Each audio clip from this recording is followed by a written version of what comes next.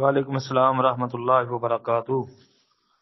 یہ ایک روایت لکھی ہے سنن ترمذی کی، نبی کریم علیہ السلام نے فرمایا یوم عرفہ، یوم نحر اور ایام تشریق ہماری یعنی اہل اسلام کی عید کے دن ہے، یہ کھانے پینے کے دن ہے۔ سنن ترمذی 773۔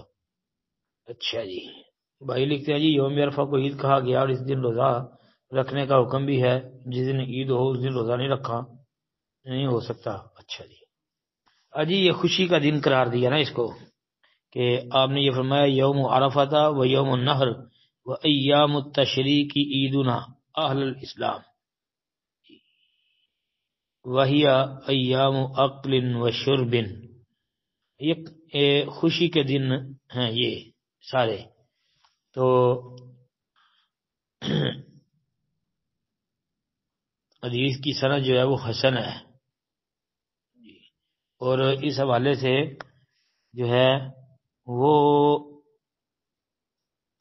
یہ جو روایت آپ نے بھیجی ہے عقبہ بن عامر رضی اللہ عنہ کی بیان کردہ ہے۔ اس کے علاوہ اس باب میں امام ترمذی فرماتے ہیں کہ علی رضی اللہ عنہ، سعد رضی اللہ عنہ، ابو ہریرہ رضی اللہ عنہ، جابر رضی اللہ عنہ، نبیشہ اور بشر بن سہیم، عبداللہ بن حذافہ، انس، حمزہ بن عمر اسلمی، کعب بن مالک، امی عائشہ صدیقہ، عمر بن عاص، عبداللہ بن عمر رضی اللہ عنہ مجمعین وغیرہ سے بھی جو ہے وہ حدیث بیان کی گئی ہے۔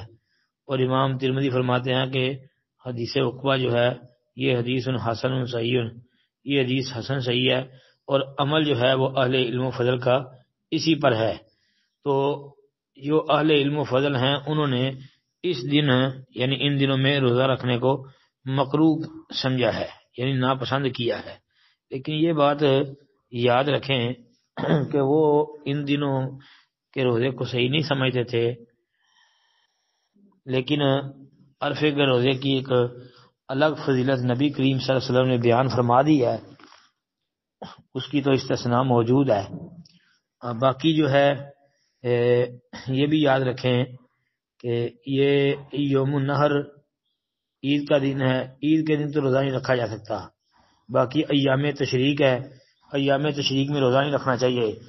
ہاں، جو لوگ حج کرنے کے لیے جاتے ہیں، حج تمتع کرتے ہیں، اور اگر قربانی جو ہدی وغیرہ ہے وہ ان کے پاس نہیں ہوتی، یعنی وہ قربانی جو فرض ہے حج تمتع میں وہ نہیں کر پاتے، تو ان کے لیے پھر 10 روزے رکھنے کا حکم ہے، جس طرح کہ سورہ بقرہ دوسرے پارے میں اللہ نے فرمایا ہے کہ وہ 10 روزے رکھیں گے۔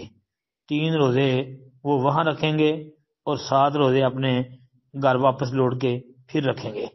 تو جو 3 روزے ہیں وہ ایام تشریق کے دنوں میں رکھے گا، یعنی 11، 12 اور 13 تاریخ کو، یعنی عید کا دوسرا دن، تیسرا دن اور چوتھا دن۔